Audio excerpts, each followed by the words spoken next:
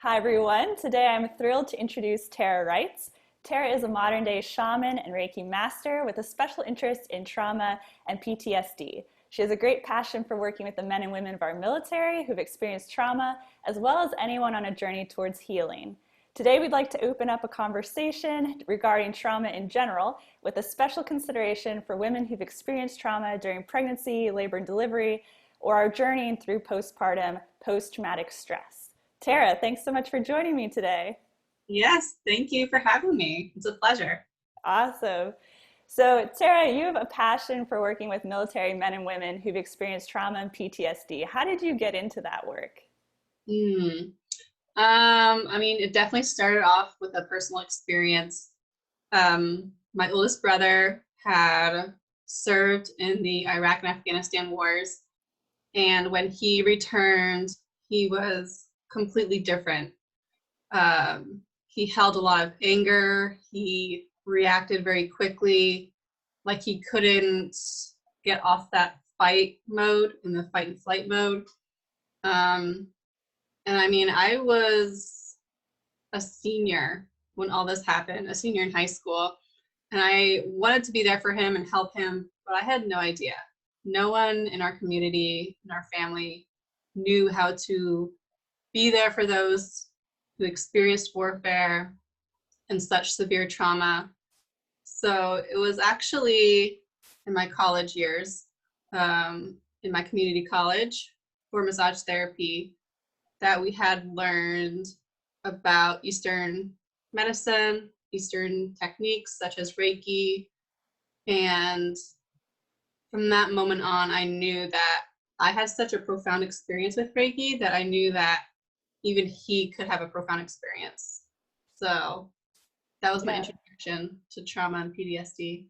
Yeah, I think that's awesome. And when we were talking on the phone before, I mentioned that like your why is so powerful. Like having that connection with your brother and wanting to be able to help him has led you into this whole arena of being able to help so many more people. And that's such a powerful entrance into something that you consider a career and something that you're passionate about. So that's really awesome. So you were talking about kind of your brother and his war experience after he came home, had a hard time coming out of that fight or flight, that sympathetic mode. Can you discuss a little bit what that looked like, either in his case or in someone else's? Just what that sympathetic Um, overload looks like. yeah, like he had hard time sleeping.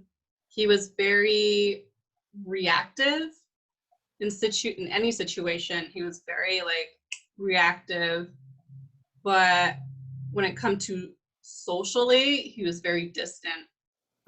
He kept to himself a lot. All three of us siblings were pretty chill and laid back, but for him to be distant, even with his own siblings, was very different. Um, he couldn't handle certain sounds. If it was very high pitched, he would react to that as if it were a missile. Um, it was very reactive, but Hmm. also socially distant. Yeah. Yeah, yeah. And I know that you'd mentioned to me before about how like you'd reached out to your brother and you were kind of telling him all these things that you'd been studying and learning and these things that you could offer to help him heal. And what was his perception of that, and was he receptive? He was like, "Oh, okay, good luck."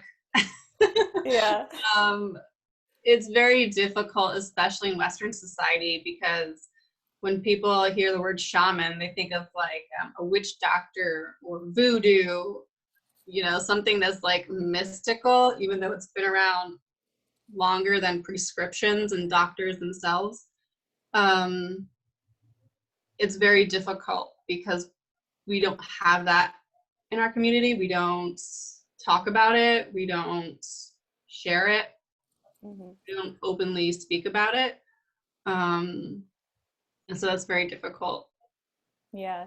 I think I think that we're seeing a rise in people exploring kind of these alternative methods of medicine, whether it's Eastern medicine or just some subtle energy stuff, light work, energy work.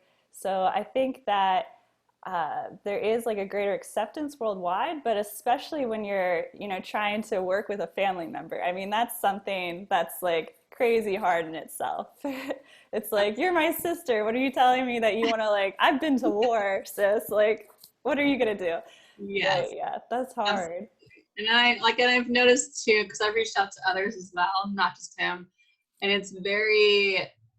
I've noticed this with, I guess I would say, the general community, but mostly like the military community. Their ego is like up here because they don't want to show that they're hurting. Yeah. So their ego is so up here, but yet their hurting is like up there too. Yeah. So they're like, well, what do I want to do? So they let the ego take over and be like, no, I don't want to do it because I can't see it. Yeah. And that's hard because you can't force someone to heal. Like something that we had been talking about before is that individual, they have to be prepared to put in the work to heal, because healing is work. And we'll get into that a little bit later, about the work that you do to help individuals who've experienced trauma heal from that. So I mentioned in the intro, and you also mentioned that you're a shaman, a modern day shaman. So I'd like to kind of dive into that. So what is shamanism, and how can shamans help individuals who've experienced trauma? So shamanism, it's really many things. It's a spiritual practice, it's a healing philosophy, and it's really just a way of life as well. In ancient shamans, they are teachers, they're philosophers, they're the priests, they're the healers, they're everything. But they were also living outside the community. So they were very in solitude. And they didn't talk to people like who were healthy. They only surrounded themselves with the ill, the sick, and the suffering. So that's what the ancient healers do. Whereas modern healers, we surround ourselves, we get married, we have kids. We don't do so much of the hallucinogenics. The ancient healers do. They always use the plants that would create hallucinogens, whereas modern day shamans, we just have our clients tap into our own conscious minds, and we take them on what we call a journey. Some people can refer it as a guided meditation. And then we would travel to non-ordinary worlds, is what we call it, where animals can talk to you, plants can talk to you, but it's really their way of expressing, hey, this is what's wrong. And it's not, what I was taught was, it's not the animal that you should be aware of, but rather the meaning of the animal. So every animal has a meaning behind it and what they stand for. So like, let's say cobra, people freak out when they see a cobra, right? Who's not afraid of a king cobra? But snakes are actually the animal of transformation, of health, because just like a snake, we are to shed our own skin, shedding our own self in order to heal and be vibrant again. So yeah, that's roughly what shamanism is. Yeah. I can go into a very detailed description, but I'll stay there. I'll be brief. Sounds good.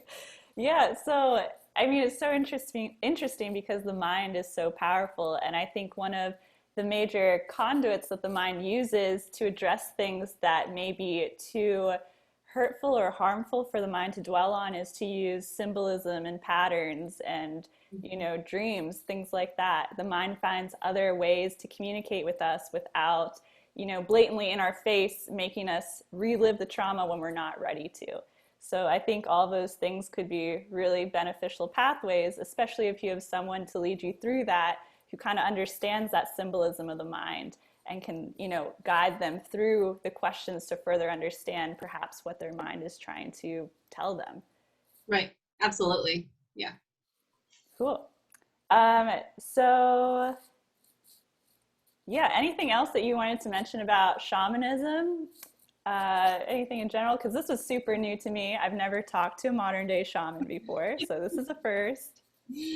Of course, we go way back, Tara. So I knew you before you. I know. We were like in elementary school, right? Yeah, yeah.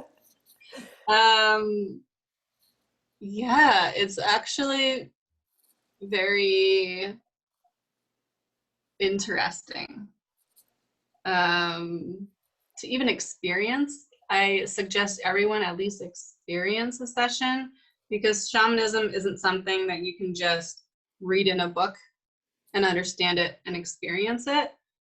You have to really like be going through a healing process to truly understand how profound it really works.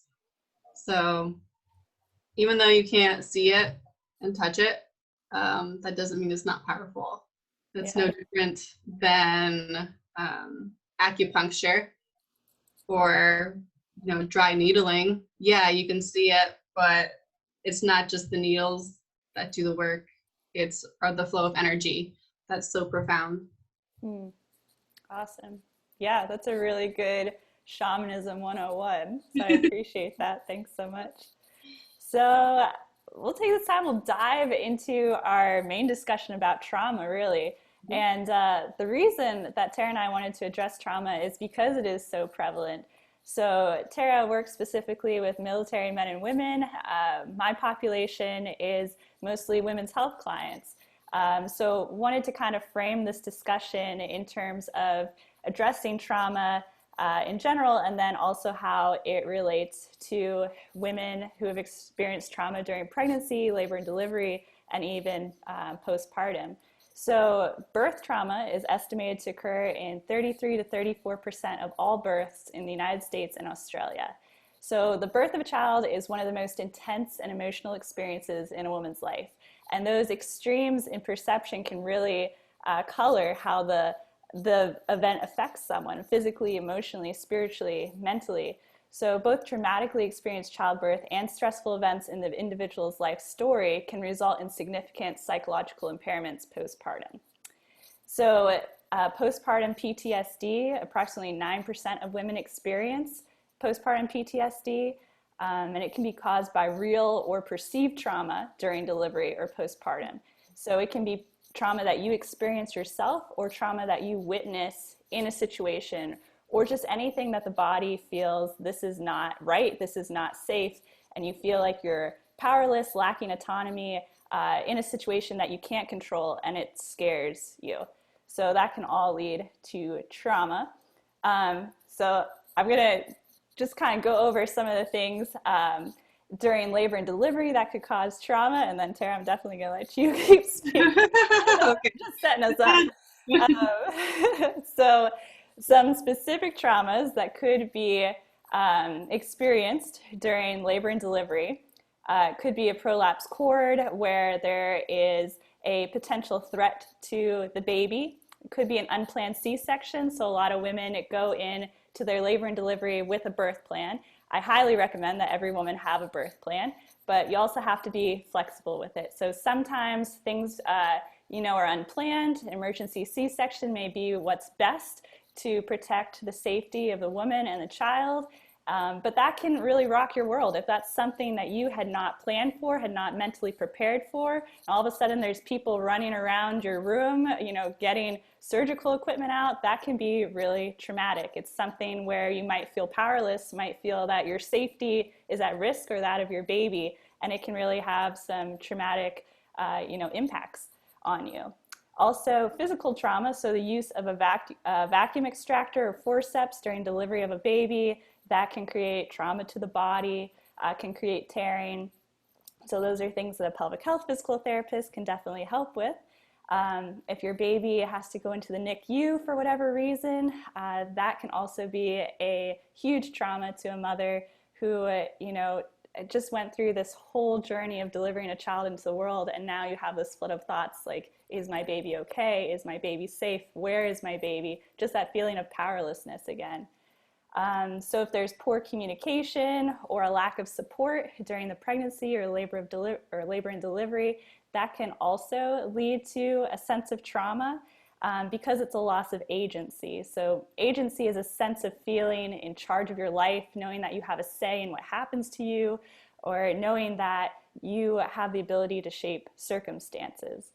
And then also women who've experienced a previous trauma, perhaps maybe a rape or a sexual abuse, they are at a higher risk of experiencing postpartum PTSD, because the body keeps score. The body houses all these traumas. The body remembers. So if you have a trigger, such as labor and delivery, that can trigger past traumas that your body has housed and that it remembers. And that can come up again, and it'll be something that like you'll definitely want to work through.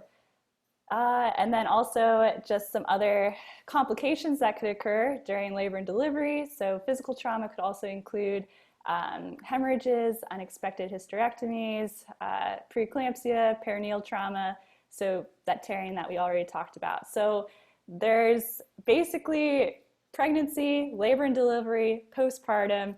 There's a lot of opportunity for trauma, but there's also a ton of opportunity for amazing things. And hopefully, our wish is that no woman has to experience any of these traumas in her life. But if this does happen, I think that education is key, knowing that knowledge is power, and that women who've experienced these traumas are not powerless. They have a community that they can reach out to support, whether it's friends, family, or if they need to go online and find a community, and we'll talk about that later. And just knowing that, my belief is that there is a reason for pain and suffering. And that it's kind of up to you in your journey to find the purpose of the pain in some way. So that's kind of a setup for why we're having this discussion. But Tara, I would love to hear from you. It's just kind of your definition of what trauma is. Yeah. So for me, trauma is just really just an event that does harm, whether it's intentionally or unintentionally. And like you said earlier, it can harm us in multiple ways, whether it's physically, emotionally, mentally, spiritually. And this trauma can grow. It just doesn't stay at like a little pea size. And it can like really bury itself as well, especially if we don't address it right away.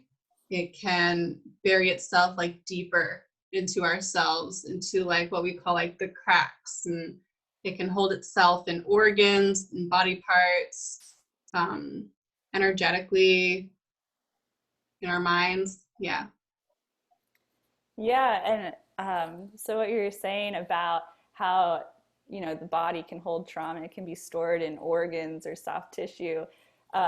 When we talked over the phone, I shared with you kind of a clinical story of how I witnessed that in real life, actually on 3 different occasions, while I was using a dry needling technique with 3 different clients.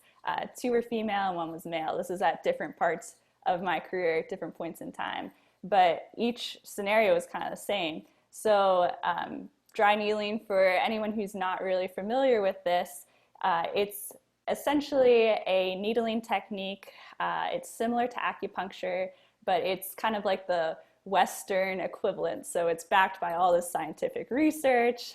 You need to be certified in dry needling, follow the scope of practice within each state in order to practice ethically. And really, it's a means to decrease pain within the body, to help the body relax. It can be used for trigger point releases, all sorts of things. So in these 3 scenarios, actually in all 3, I was needling in the groin area, so inner thigh, and also the low back. And this had not been the first time that these individuals had been needled before. We had done it sometimes before, so usually it's about 6 to 8 dry needling sessions is kind of the average for results. So they'd all experienced it before, had no issue with it, enjoyed it, were eager to have the treatment again. But in each of these circumstances, like out of nowhere, all of a sudden these individuals just started weeping. And the first time I saw this happen, I freaked out. And I was like, oh my gosh, like, are you okay? What's happening? I'll take these needles out. And the first time it happened, it was a female client. And she said, no, like, I'm fine. Like, I'm not in any pain. Everything's okay. I don't know why I'm crying. I can't stop. So I took out all the needles because I was just like freaking out. And like she couldn't really tell me what was wrong. Like she wasn't in any pain. Everything was fine, but it wasn't. And then later she came back and she was like, hey, I want to talk to you about something. And revealed to me that she had been a victim of abuse as a child. And it had been something that, you know, she was in her 60s now. So this happened long ago. It's something that had been repressed again and again and again. But because of the nature of where we were needling and, you know, being an invasive procedure, these are very thin needles, you hardly feel it, if at all. But because of that, we had kind of like unlocked or unleashed that trauma that she was housing in her body. And all of a sudden she was experiencing this huge, like emotional, energetic release and had no idea what was happening. And at the time I didn't either. I was freaking out. But yeah, so like what were you saying about how the body can hold trauma within our visceral organs, within our soft tissues? That's so true. And especially if we think about, you know, areas in the body where we hold stress, maybe not even, you know, trauma, but, you know, we know that the body holds stress. Everyone, you know, for the most part knows that, like, you hold a lot of stress in your upper traps. Women hold a lot of stress in their pelvic floors and their inner thighs, which is really interesting. So if you experience a lot of trauma during childbirth, you know, it's very common for the pelvic floor to shut down in a way, for you to lose that brain-body connection with your pelvic floor because you've experienced so much pain and trauma there that the brain wants to protect you. So it kind of severs that tie. And that can be really detrimental because if you don't have control of your pelvic floor, you lose bowel and bladder control, you lose the ability to hold your organs up inside your body, to control your pressure system, to have a strong core, to support your spine. So all this stuff. Which is basically what I do, so as a pelvic floor physical therapist. But yeah, love what you said about that. I completely agree, and it's interesting how a lot of the things that you and I have talked about, you kind of have this energetic, you know, soulful connection to trauma and understand how that works. And I'm realizing the more that I practice that I see these same things that you're talking about being played out physically. So it's good to be able to understand kind of both sides of that and get a greater perception and picture of what trauma is and the holistic effect that it has on the entire body or the entire person, mind, body, and spirit. So glad we can talk about this. You're welcome. So I know some other things you were telling me about. You were talking about dissociation and also I think it was it like soul loss or something like that? Can you talk about that a little bit more? Absolutely. So trauma can also be recognized as like soul sickness and soul loss. Because what happens to us when we experience a trauma, I always use like the vehicle one because it's easier to comprehend. So when you're driving along and you get into a car accident and your car rolls down an embankment, right away, when you finally come to, you don't remember where you are. That doesn't necessarily always mean that you have a concussion. It can also mean that part of your soul has escaped your body so that you don't experience the full trauma. This happens to children as well. When they're in abusive parents, they run and they hide behind a couch or a closet, and part of their soul will actually escape their body during the abuse because they don't want their own soul part to experience the full trauma. That's why as they get older, even into adulthood, they don't remember the whole experience. They just remember bits and pieces. That's because they've lost that soul part. And so as adulthood and shamanic work, we would have to go into a sacred space and retrieve that soul, because not all soul parts return back to the body. Some of them do. And so sometimes there can be that a little bit of that dissociation as well, because then that soul part's like, wait a second, who am I? Yeah. Which also leads into, that's why so many teenagers these days, young adults, unfortunately take their own lives because they don't know who they are anymore, whether they've been through war or a traumatic experience. They've experienced some sort of soul loss. And so as they get older, they don't know where they fit in. They don't know where they belong. They don't know who they are. They don't feel like themselves. And unfortunately, it can end in a tragic loss. Yeah, that's terribly sad. You were talking about creating a sacred space. What does that look like? Yeah, so a sacred space is really just creating space for protective reasons. It really is for a client and the shaman or any healer. Yogis do it. Those who meditate should be doing it, because you're also exposing yourself to reality, but also reality within yourself. So creating space would just be really calling in your guides, your belief, whatever your belief would be. It could be Buddha, it could be God, it could be Shiva, anyone, no matter what your belief is. And just creating that sacred space to prevent any energetic harm, anything evil or like demonic, anything that's like energetically harmful. It prevents them from like coming in. That's how sometimes people get controlled by demons. If they're around someone and that demon's like can get absorbed into you if you allow it. But most people don't know that they have something wrong with them. Exorcisms in Africa. You did? Flashbacks. I'm gonna have to come see you, Tara.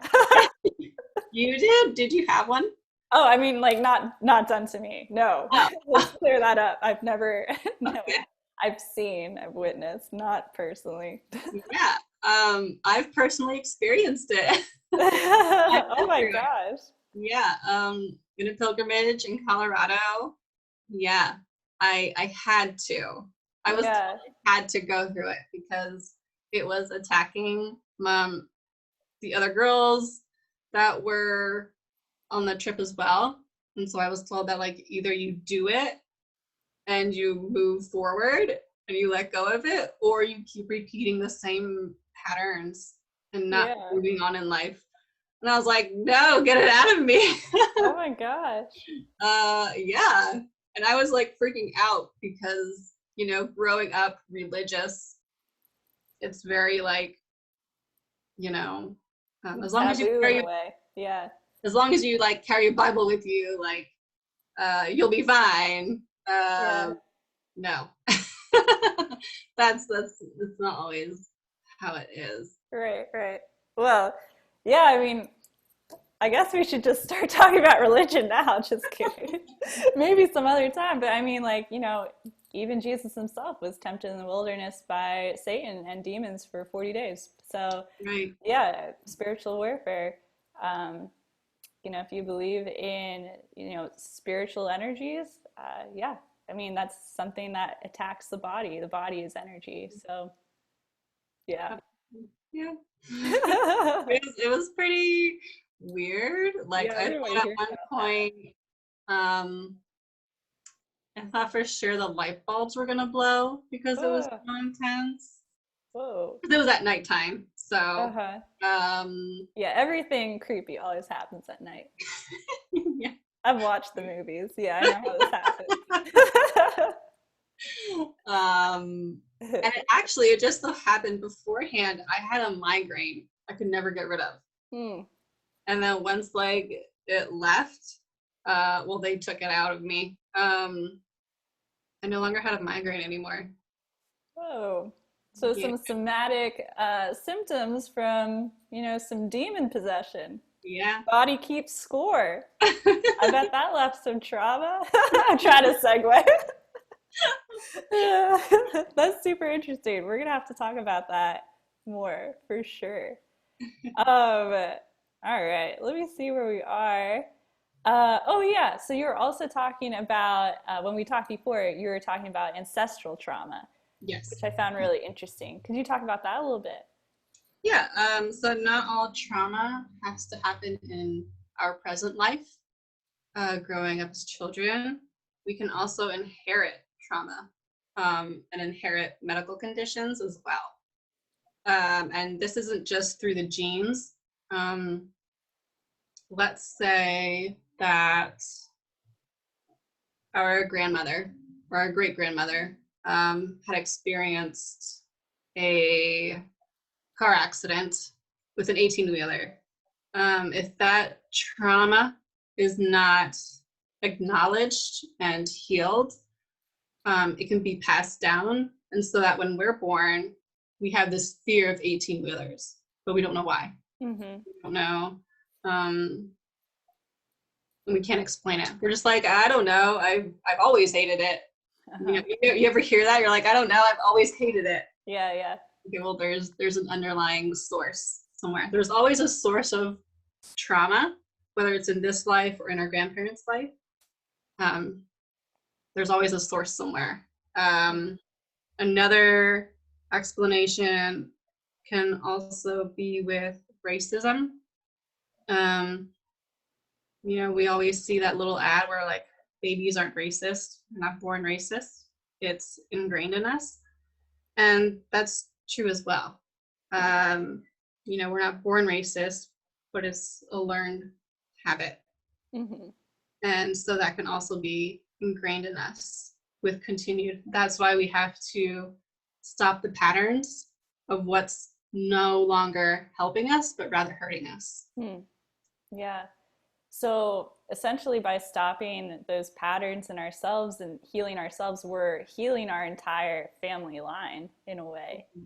Absolutely. Yeah. And I think it takes a really strong person to say, okay, here's all the things that I was predisposed to trauma wise, but it ends with me and the healing starts with me right now. Like, I don't have to continue in these patterns. I don't have to pass it on to my own children. So that's huge. It takes a strong-willed, but also like a flexible, open-hearted person, a very compassionate and understanding person. Because sometimes when we have to go back, when we have to expose ourselves to where the source of trauma is, and grant that that's where it all happens, we have to be accepting and acknowledging that our favorite grandfather isn't so great. We have to be still holding unconditional love and compassion for everyone through it all. Yeah. And I feel like that was the biggest experience with me, was having to stay open-minded and open-hearted through it all, and to be patient and to take it day by day, literally. Yeah. Because it's a long healing process when you get into ancestral healing. It's a long healing process. It's not like a one and done and that's it. Everything's fine and dandy. You have to keep going. Yeah, I was just thinking about this one research article that I had read before. This was years ago. And I also heard someone talking about it on a podcast, and what you were saying just reminded me of it. But The person that was being interviewed on the podcast, he was the researcher and the psychologist. I always get psychiatrist and psychologist confused. He was the guy in charge. And he was working with this young girl who she had a history of self-abuse and she had a history of cutting. And he was talking to her during one of their sessions and he was asking her, you know, what thoughts go through your head when you cut yourself? And she said, there's this repeating phrase that goes through my head when I cut myself, and it's this phrase that I don't deserve to live. And the person who was working with her was like, well, why don't you feel that you deserve to live? Because you have a loving family, you know, you are doing well in school, you have your whole future ahead of you. Like, there's been nothing in your life that has been traumatic. You haven't been in a car accident, like, you know, nothing. What has happened that you feel this way? And she didn't know. Like, she just knew that, like, she wanted to feel this pain, and every time that she did it, this just phrase on repeat through her mind that she doesn't deserve to live. So by kind of tracking through her ancestral history, this researcher discovered that her grandparents had been in a car accident, and her grandma and her grandpa had been driving, and something, I don't remember all the details, something had happened, but the grandpa had died and the grandma survived. And so this researcher, kind of working through this story and working with this individual, realized that she was basically taking on the trauma of both of her grandparents. So her grandma, for the longest time, struggled with the fact that she survived, her husband died, and she felt that, you know, she didn't deserve to live, she should have died as well. So like she was kind of reliving all of this trauma, and it had been passed on to their grandchild.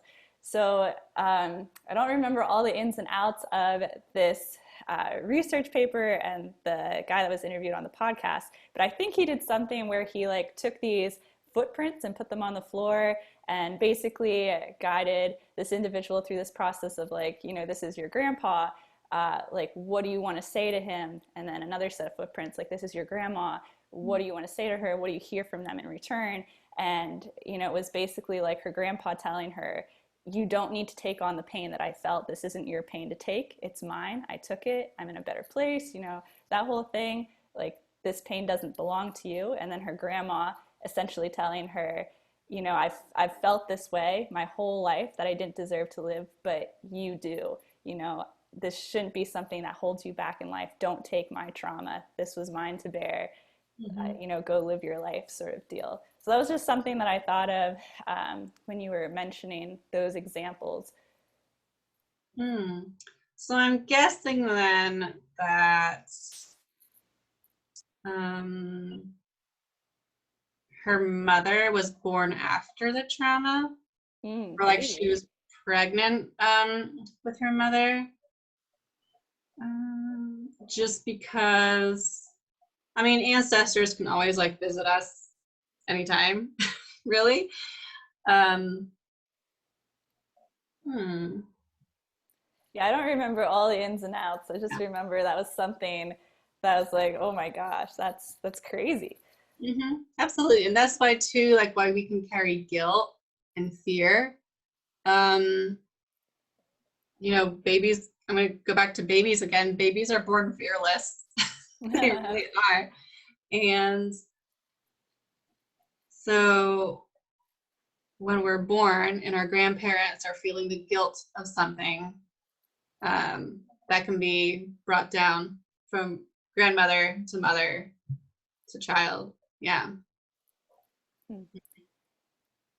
So when you're working with individuals and helping them work through their trauma and find healing, what does that process look like when you're working with someone one-on-one? I would say I mean, everyone's different. So all the sessions are going to be different. Really, it's more like intuitive. Most importantly, I sit down with them one-on-one Before that, there's always a paperwork that needs filled out. It asks many different questions. Any abuse, not just like the present day abuse, but any like abuse in the past. Questions. Questions. Uh, Yeah, hold on. Oh yeah. There's also, so the night before, which I don't think I told you this. The night no, before, you tell. the night before, I always put an intention. Like, what do I need to know about this person? And I'll actually have the client do that as well. The night before our first session, set an intention. Like, what do you want healed? And I'll also set an intention, say like, what does this person need healed? Because I mean, people can have like an array of things, of problems. So we're gonna like narrow it down to one. And that's what I do the night before. So really I sit in meditation. It can come to me through meditation. It can come to me through dreams. So also I recommend that clients have journals. That way the next morning, hey, what did you dream about? And we'll go over that in the first session, because sometimes people will be like, well, I don't think that's that important, but really, you know, the color blue is important for whatever reason. But, and then we'll discuss the paperwork, intuitive questions, and then it would be more about whatever they answer. Would be more about, will depend on how we work that day. So every session's going to be different. Yeah, and I imagine that the period of time that you work with someone, that also differs from person to person, and you know what kind of trauma they're looking for healing from. Right. I mean, it can range to 12 weeks. It could be range from 12 weeks to a year. No, that would be like if I were to see them once a week. So it'd be like 12 weeks with like continued support, or it could be 24 weeks and then the rest continued support. Everyone will vary. Cool. And then also, like, you're a Reiki master as well. So do you ever use any of those techniques within your sessions with clients? I do. And later on, you'll experience this in meditation. Perfect. Excellent.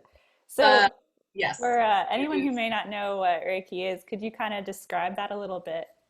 Yeah, so Reiki is an Eastern healing technique where there are 7 energies, centers. It can extend out to hundreds, but there are 7 main ones. You have your root chakra, which sits below the pelvis. That deals with manifesting, grounding. We have our sacral chakra, which sits 2 inches below the navel. So think of like between the hips there. That deals with maternal. So if you have mother problems, you're gonna have like hip problems. It also deals with creativity. That's your creative center, your sexuality center. And then you have your solar plexus, which sits in your stomach diaphragm area. So that deals with the pride, self-esteem, insecurities. And then you have your heart chakra, which is self-explanatory. It sits on your heart there. And that sits in the center of your chest. And that deals with feelings, emotions. And then you have your throat chakra, which sits at the base of your throat. right there above like your clavicle there. And that deals with speaking. So for those who are shy, that can be very closed off. Mm-hmm. And then you have your third eye, which sits like right above here. And that's more intuitive. And then your crown chakra sits right above your head, crown area. That deals with knowledge, faith, and all that. Mm-hmm. So these chakras are essentially energy centers, correct? Yes. Okay. These are energy centers. You can't, see it, feel it. Well, you can kind of feel it, but yeah, it's been interesting because I think sometimes it takes a while for modern technology to catch up to what ancient traditions have been practicing for thousands of years and what they have found to be true in the body by personal experience and by years of, trial and error and recording all this. So it's interesting, and I don't have the resource on me, but I know that imaging has been done where they've actually mapped the body and mapped, energy increases within the body, so increased electrical currents, and they've actually found that each of those chakra energetic centers has increased synapses at each of those places where the ancient traditions have basically, been saying for thousands of years, yes, these exist, like they're important. So it's interesting how modern technology and science eventually catch up to some things that, ancient traditions intuitively know to be true in their culture. Yeah, it can take 1,000 years. So hopefully not that long. But yeah. yeah. Very interesting. Yeah, so anything else regarding Reiki that you'd like to share? Like I said, those are the 7 main centers, and it can actually extend farther up the crown. There's so much more about the crown because then they extend out from the crown, out from the root, the heart. So there's so much more.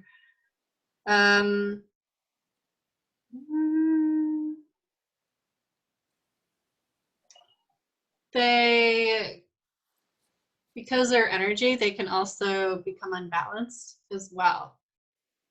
When we were on the phone, I think you did talk about leaky gut syndrome. Yeah. Yes. That also deals with the solar plexus because the solar plexus deals with gut health, our gut feeling, what we call it. When something doesn't feel right and we do it anyways, we're like, I knew it. Right? Yeah. Yes, that's that gut feeling that we have. That's the solar plexus. It's a very strong, intuitive. Even though we do have our third eye, our mind can play tricks as well. Yeah. The solar plexus, it's like your internal gut mind. Yeah, it's very interesting because the solar plexus is basically housed within the gut. And within the past few years, researchers have realized that the gut is essentially our second brain because it's this area of intense connection within our neural system. And there is this huge pathway of communication that goes from the gut, from every visceral organ in your body, and sends information to the brain. And they can influence each other. So, your gut influences your moods and your thinking. So if you've ever felt heartbreak, that is, that visceral reaction. That's that enteric nervous system within your solar plexus, your gut, your GI, that is basically sending these signals to your brain and communicating to your brain, butterflies in your stomach. And yeah, on the phone we were talking about like leaky gut and like IBS and how a lot of these things are basically umbrella terms in the medical world because there's all of these symptoms that people are experiencing more and more related to the GI. So like food allergies, food sensitivities, nausea, leaky gut, all these things. And, doctors aren't really sure how to diagnose a lot of these things because it's patterns and symptoms that they haven't seen before. They don't really make sense. We don't have a diagnostic code for them. We can't give them a number, which correlates to a medication. So what do we do with these people? And it's becoming more and more prevalent And, you know, I think it may be worth looking into these subtle energies. And, you know, our body is energy. Our heart operates off of electrical signals. You know, our skin has an electric charge. Everything in us is energy. Every cell in our body vibrates with an electric frequency. You know, these are things we know. And things that like have been proven time and again in science. These are in our kids' science books. Well, we don't have kids, but you know, our hypothetical kids' science books. Yeah, so I think it's worth looking into, you know, working with an energetic healer or a light healer or someone who can tap into those ancient methods, because like I said before, I think eventually our medical world and our, you know, our research is going to catch up, and show that there is a lot of science to this. Mm-hmm. Absolutely. And that's like talking about mothers when they have that motherly sense about something, like something's not right. And of course, like something isn't right. That's that, you know, that solar plexus meeting with the sacral, that something just isn't right, because they also have that maternal instinct. Mm-hmm. And so the sacral chakra is connecting, you know, well, communicating with the solar plexus that something just isn't right. We always talk about our moms having that, like, the eyes behind the head. Oh, yeah, yeah. Yeah, so not getting anything past mama. So that's a good explanation, because our mothers are that intuitive. So wherever our chakras are, it's also on the back of us. It's also in alignment with our spines. So if I were to put like a rod between my third eye, there would be a third eye spot in the back of my head. So that's why moms have like that third eye instinct. Oh, eyes in the back of their head. It's true. Oh, yeah. So interesting. Yeah. So it's been awesome because, like, hearing from you, all of like the subtle energies, the spiritual, soulful connection behind trauma. And I also wanted to, if I could just take some time to share kind of the science that we do have about trauma. And just from a purely scientific, physiological standpoint, just kind of give that definition of trauma as well. Thanks. Yeah, so basically, I loved that you kind of segued me into this, because I was like, oh, I want to talk about this, but I don't know when I should bring it up. And then Tara, you were like, oh, the gut, like the solar plexus. And I was like, yes, okay. She gave me the in. Let's talk about this. So I'm kind of obsessed with like gut health, the second brain, which is in the GI system, and like the nervous system and that connection that it has. So basically, from a physiological standpoint, when we talk about trauma, basically the autonomic nervous system, which is the nervous system that we don't have conscious control of. It's the nervous system that, you know, tells our heart to keep beating without us having to, you know, think every second, like, okay, remember to beat my heart so I stay alive. It's that nervous system that tells our lungs to inflate and to compress without us thinking, oh yeah, remember to breathe. Though some of us should actually be reminding ourselves to breathe, because as Americans, we're terrible breathers, but maybe we'll talk about that later. But anyway, so this autonomic nervous system basically regulates these three fundamental levels of physiological states as it regards to stress. So in terms of trauma, the autonomic nervous system follows this three-step plan. So when we first feel threatened, our first instinct is to turn to that first level, which is social engagement. And women tend to do this a lot more effectively and efficiently than men do, but men do it too. So we call out for help, we call out for support, we try to find comfort in those around us.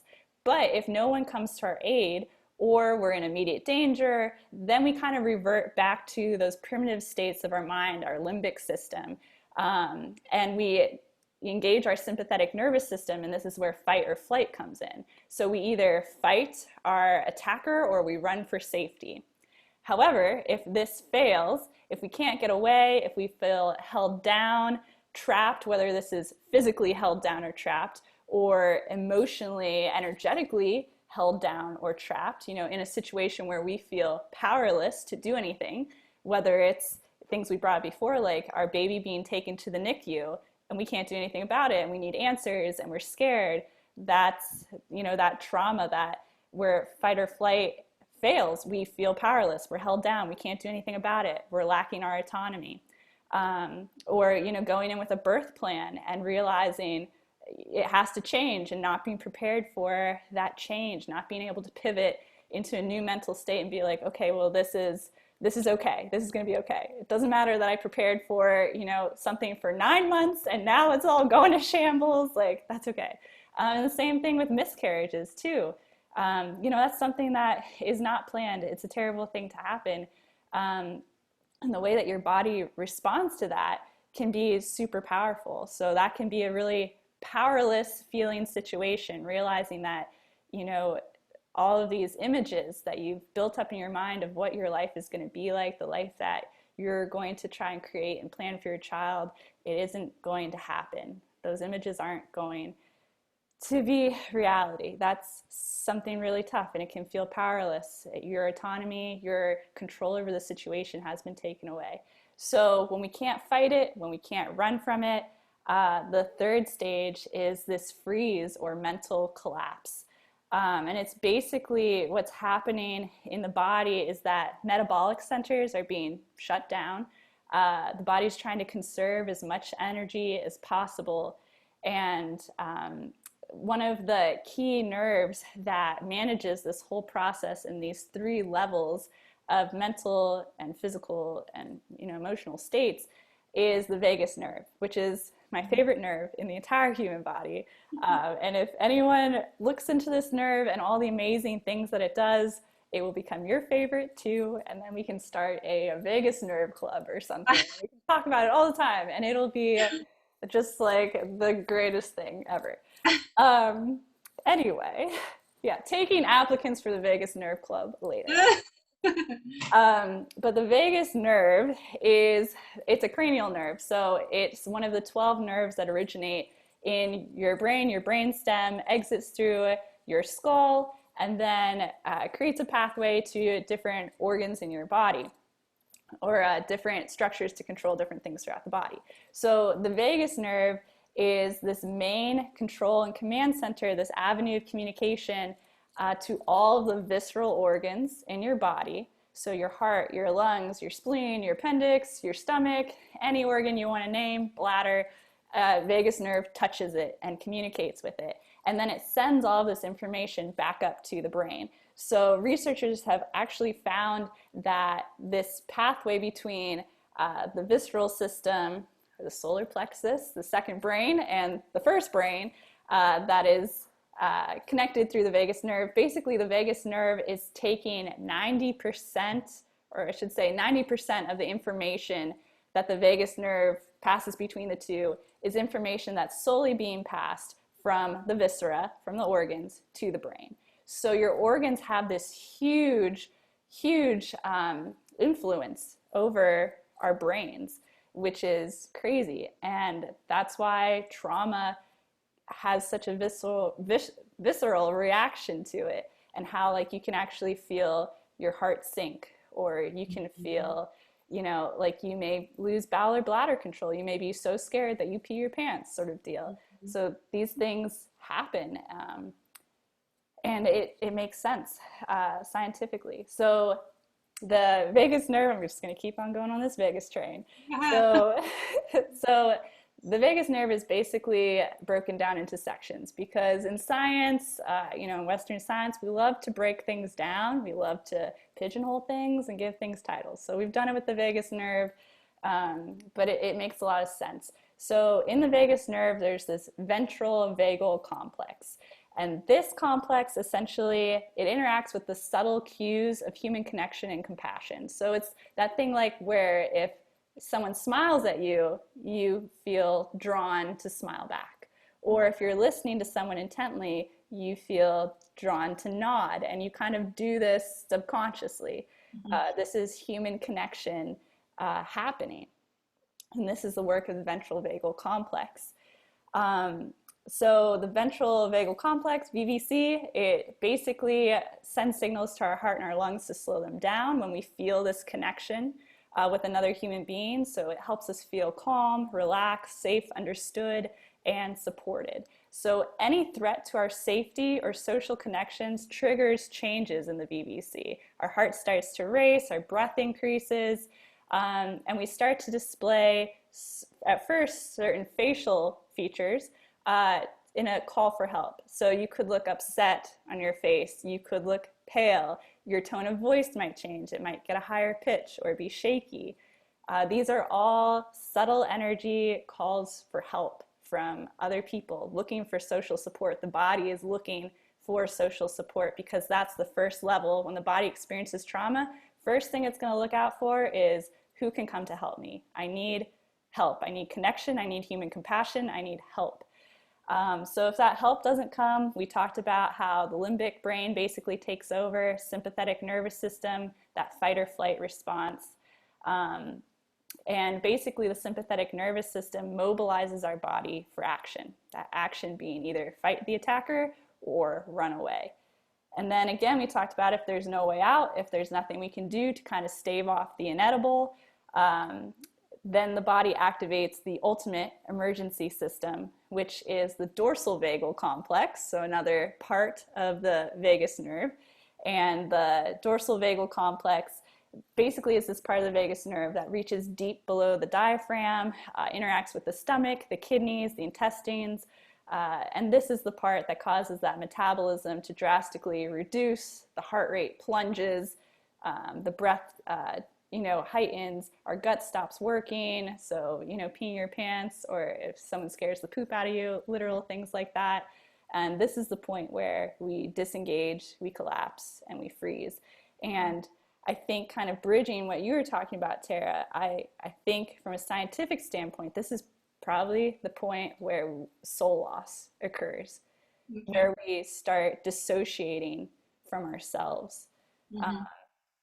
And this is something that has been talked about in research a lot, talking about how, we lose a part of ourselves. I think it's called I don't remember what it's called, but there is a term for it. I think it's depersonification. No, I'm not sure. Never mind. I'll look that up later. But not my area of expertise, but I do like to read about this stuff. But also, like, from a clinician's point of view who works with the human body, this is also where the body starts to shut down, where we have that severing of that brain-body connection. And this is huge because if you lose communication with your own body, if you can't connect and communicate to yourself, how can you connect and communicate to other people? Right. I mean, that's huge. And so, like, in my line of work as a pelvic health physical therapist, I work with a lot of women who have had traumatic births, mostly physically traumatic births, and that's why they're seeing me, but there, is almost always some emotional trauma there as well. A birth that didn't go to plan. It didn't go the way that they had prepared for. There was physical trauma, there was tearing, there was, something. And the body has basically dissociated away from the brain. So all of a sudden, this brain-body connection to the pelvic floor, to the hips, to the pelvis is not as strong as it once was. There's some white noise. So in session, I'll be asking women to connect with their pelvic floors, and the best way to do that is to start with the breath. So connecting with a deep breath. Essentially, the diaphragm and the pelvic floor move in sync with each other. So if you can get the breath going, you can get the pelvic floor working. Mm-hmm. But all of a sudden, these ladies that I'm working with, they have no idea how to take a belly breath anymore. They have no idea how to get their breath down into their pelvis. I ask them to contract their pelvic floor, and they have no idea how to do that. And it's because of this dissociation between their brains and the trauma that they have experienced in their body. So it's really interesting. And it's also, I know this sounds like a terrible thing to happen. Body dissociation is terrible. But there's also so much hope in this because body dissociation can be easily treated. You know, connecting us back to our bodies is so important, and it's so available to all of us. And so, like, from a pelvic health physical therapist standpoint, the way that we start connecting back to those muscles and back to those soft tissues that have been influenced is we start building back, neural communication, building up synapses, start inviting more and more muscles to the party, building up until we have a fully functioning core. So that's kind of what we do. And it's interesting because I hear from your standpoint, like addressing that root of the trauma. So from what I hear, basically in your line of work, you have like this top-down approach. Like you are like, let's get to the trauma, let's get to the root of this, and let's fix it. And my approach in my profession is very much a bottom-up approach, where it's like, okay, well, this is what's resulted from your trauma. Let's get this back. And maybe you will have a greater sense of connection and communication within your own body that you can actually, go through this path of healing and, hear what your body has to say and, hear what it needs. And maybe what it needs is going to a practitioner like you, Tara, and getting kind of that guidance and that energetic work. Right. So, yeah, I think we've come full circle. That's good. So anything else that you would like to add on any of the things we've talked about? I want to make sure that we have some time to get to your meditation. I'm super excited for that. Yes, I think everyone's going to love it. Awesome. I mean, really, all in all, I feel like, I've met so many women and men who are 40, 50 years old and now just healing their trauma. So they have a much longer time frame because they're 40, 50 years old, 60 years old, and they now have to heal 60 years worth of trauma. And that's not even including ancestral trauma. Right. That's just their life. So I'm 29. I'm healing 29 years before. So from my 29 years of experience of healing 29 years worth of work, I didn't live a very traumatic life, but traumatic things have happened. And from my work with them and myself, what I've learned the most is to be patient when it comes to healing, especially with pregnant women and their trauma. It takes you 9 months to birth. Human to create another human within yourself.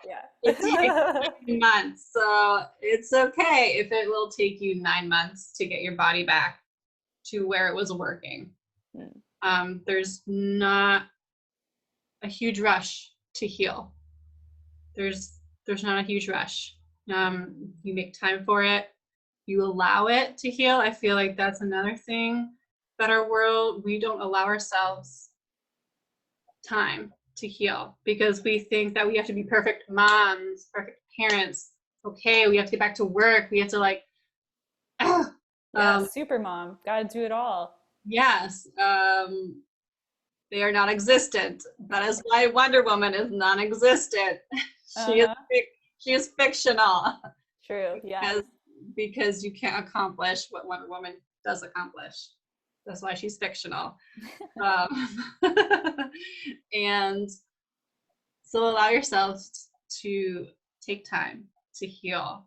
I think it would be pretty amazing if mom and baby could just be alone for first 2 weeks after birth, just them two, just to get that mother and child, or children, depending how many babies you have at once, mother and child, that connection. Because I feel too, that connection is kind of disconnected a little bit when we come home from the hospital and we have to take care of other kids, husband, pets, house needs fixed and clean, like right away. Sometimes when we go home, we're like, oh, we can't focus on the baby. We have to focus on all these other things because the house is like a mess.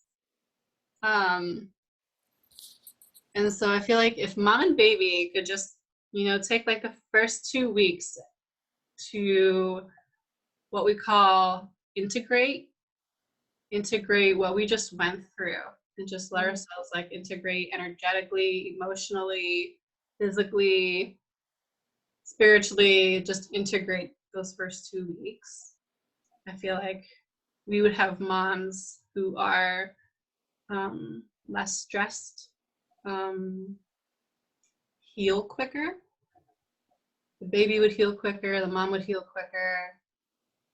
We would be more focused on being in the present moment rather than what needs to get done in the future. Mm-hmm.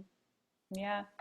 I agree. And it's also interesting because, I mean, what you said sounds like such a fantasy within our culture. But the reality is, within other cultures, this is actually the norm. Yeah. So I have a friend who's from Nepal, and I think it was the first 3 weeks, she basically got waited on hand and foot by her family members. They cooked, they cleaned. She basically sat with her baby and just her only focus, the only thing she was expected to do was to just be with her baby. That was it. And to, take that time to integrate the experience that she had, because it is a trauma. There's nothing about labor and delivery that is easy. It's a huge physical effort from your body and also from your mind as well. So thinking that we can just jump back into regular day life, and I mean, that's the insanity. That's the insane part, actually. So I loved what you said, Tara. I know, like, it sounds like fantasy, but there are other cultures that have been doing it just like you said for generations upon generations. And I think that, just because we've been doing something a certain way for so long, and well, actually for our culture, not very long at all, doesn't mean that it's the best way. Doesn't mean that it's the ideal. And there's always room for change. But it takes a very brave person to initiate change. But I mean, thankfully, in the world of pelvic health and women's health, I see change every day. I see, pelvic health is becoming way less of a taboo. People are talking about it. And I'm of the full belief that knowledge is power. And the more that we can make these conversations happen, just, in everyday life, like what you and I are doing, Tara, like having this conversation and allowing women across the world to be a part of it. That's insane. That's where change happens. I mean, we're changing the world right now. So, and everyone who's listening, you are a part of that world change. So yeah, I think that's super powerful. I kind of feel, how do you feel about saving your meditation to the very end? I just have some questions that some of our community members have asked. I want to make sure they go answered, and then maybe we'll end with your meditation. And yeah, okay, sweet. So I'm enjoying this so much. So 2 of the members from our Core 4 community, they had some questions regarding trauma. So these questions are coming from Mary and from Chalice. And they wanted to know some of the best treatment for trauma, specifically for miscarriages, and how moms can get access to it. So hopefully a lot of that question, like a big chunk of that question, has been answered throughout our conversation. I think it has. There's this top-down approach of, working towards digging into the root of the trauma, which is what you do, Tara, and then kind of that bottom up where what I do is work through the physical aspect of that trauma. So if you or someone you know is in need of help or support in their postpartum journey, there are some resources. So you can visit the Postpartum Support International website, which is postpartum.net.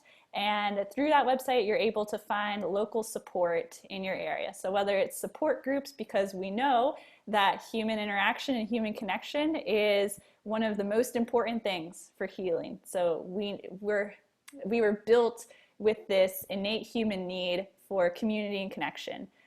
We need to feel that safety of that. Safety and security is in our first chakra. So yeah, bring it around back. So we need to feel that in order to have a safe place to explore our traumas and to heal through them. And then also in terms of miscarriage, if you or someone you know has experienced a miscarriage, one of the best sites to go through for more research, for connection, for support, for more knowledge, which creates power and autonomy. A good website to go for that is mymiscarriagematters.org. So that's mymiscarriagematters.org. And then also just realizing that trauma doesn't define you, but it is a part of your story, and every part of your story is important. So that's something that I tell women all the time that I'm working with. So just finding that purpose in the pain is the journey that each of us has to take. We all have trauma of some kind in our life, and it's not an obstacle. It can be a pathway to living a greater life if we can find that purpose through the pain. So also social support. So reach out to your friends, especially moms who have just given birth. Reach out to them. Allow them to feel seen and heard and understood, be that social support, and that person to develop reciprocity of, a sense of feeling of belonging and being understood that every human needs. That power of human connection is so strong in terms of healing. And then for women or anyone who's experienced trauma, it's not uncommon to feel out of sync. So what Tara was describing about her brother and, him feeling kind of closed off to the people that loved and care about him. And, he loved and cared about them in return, his family, his friends. It can be difficult to explain to people who have not been through the same trauma that you have, to explain what you're feeling and what you need. And that's why support groups can be so great, because it allows you to feel, seen and heard in a space where people can actually empathize with what you've experienced. And there's definitely power in that. So you can go to those two websites in order to find a support group. Again, those websites were postpartum.net or mymiscarriagematters.org. And there's some resources. Anything you want to add to that, Tara? If not, we can go right into your meditation, because I've been looking forward to this. No, we can go straight into it. All right, sweet. Okay, are you ready? Yeah. So set us up. So Okay. so guided meditation, you said, is something that you use during your shamanic healing practices, right? And this is a way to allow people to go through that journey towards healing, correct? Mm-hmm. Yes. Okay. Yep. So you can just sit and close your eyes. And then you just take a deep breath in. Exhale.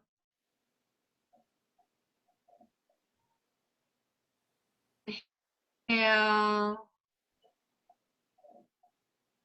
And exhale. We're just really relaxing ourselves, our minds, breathing.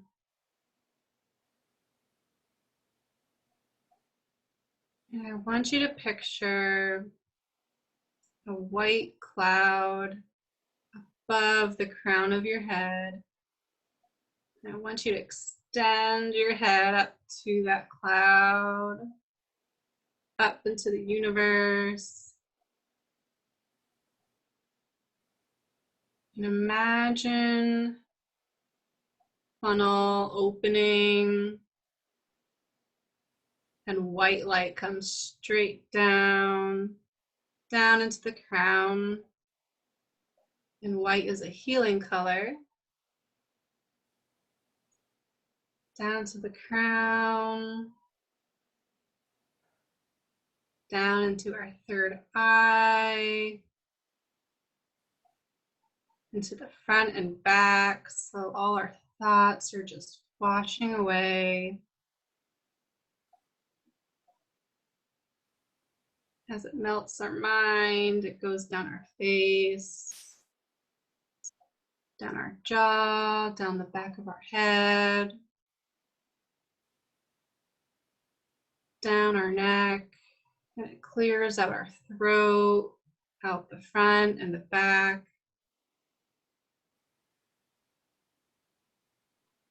so that we can speak our truth. It washes down over our shoulders, down our arms, out the palms and fingertips. And the white light goes down from our throat into our heart and cleans out the front and back of our heart space, out the chest, out the back, between our shoulder blades.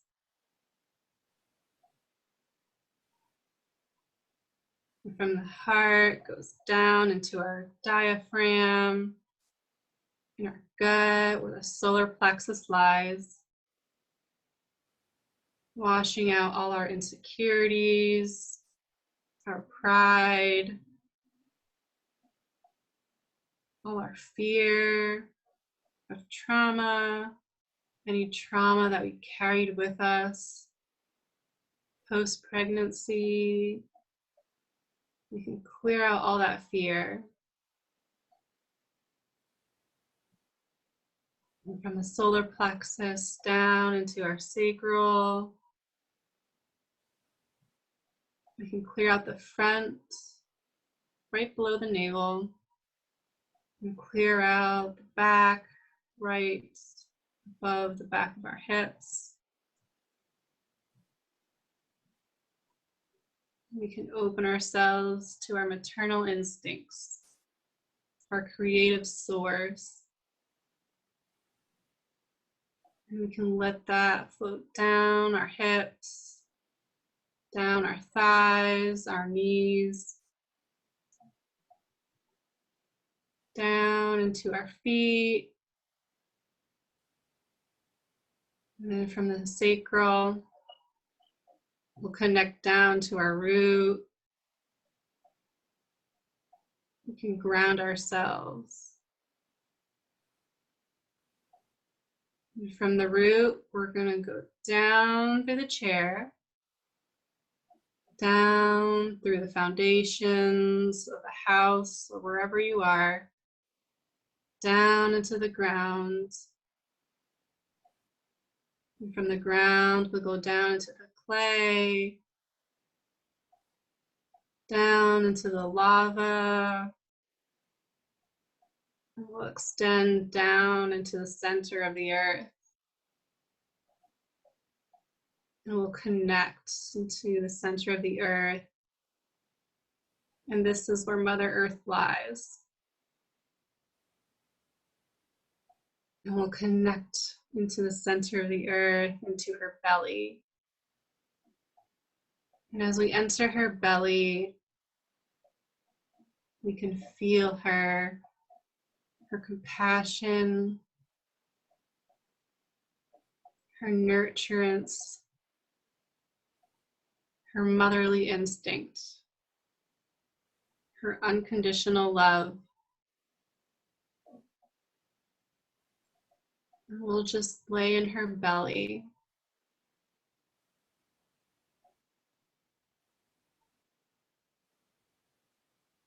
And as we lay in her belly, we can feel the warmth of her heart, the warmth of her soul. And as we lay here, we too are birthed here.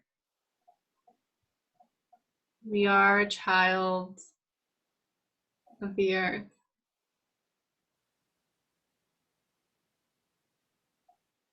And as we come out of her belly, we stay rooted into her heart, and she extends her fiery energy up our root, up through the roots, up through the ground,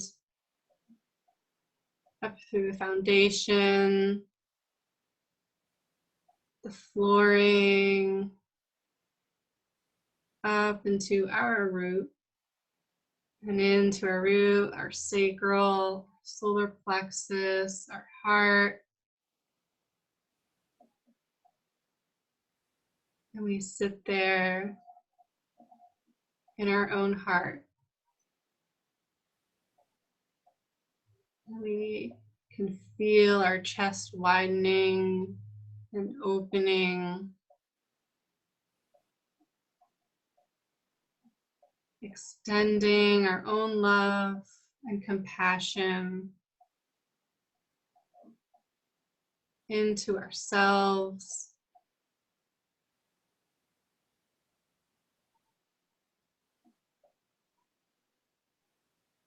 And I want you to sit here with your own feelings.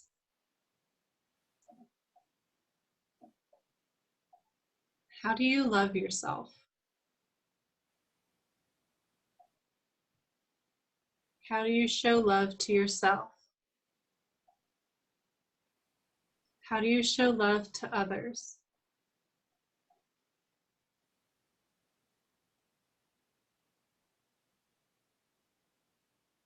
I want you, with your eyes closed, slowly move your fingers, slowly move your toes, kind of come back into yourself again.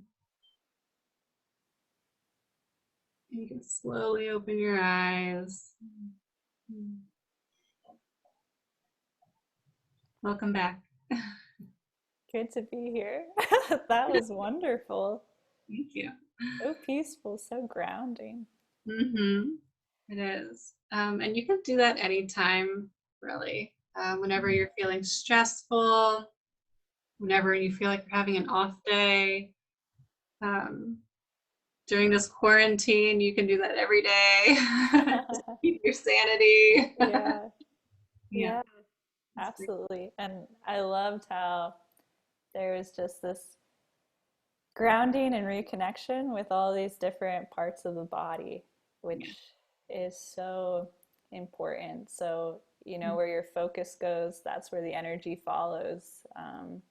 And I think that's why mindfulness, meditation can be such a useful modality to use to reconnect with your body after trauma.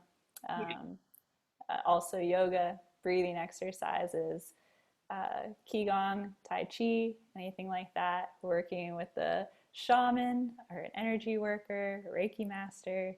That was awesome. Thanks so much, Tara. That was so beautiful. Mind space now. Well, yeah, so as we kind of wrap up our discussion today, our interview, is there a big takeaway message that you would like to share with our community? Really, just the key is to keep an open mind and an open heart,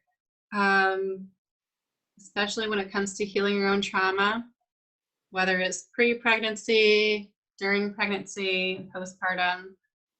Really just accept yourself.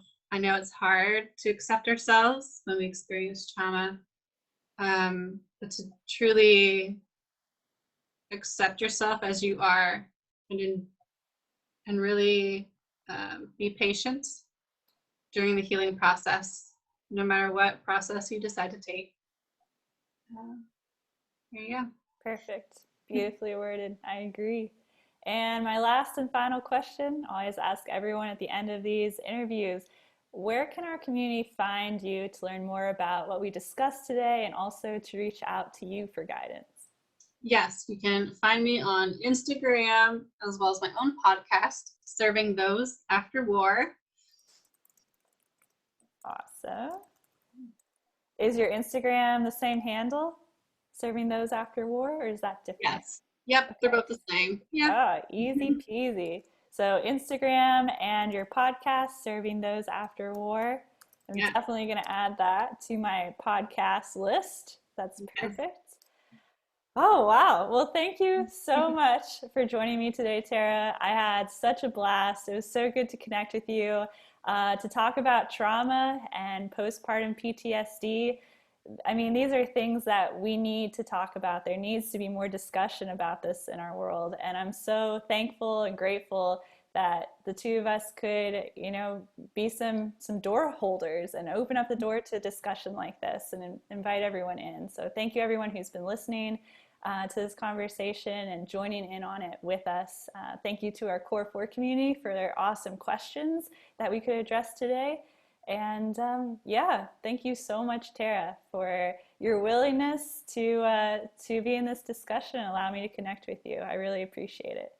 Yes, you're welcome. Thanks for inviting me. You're welcome. Thank you.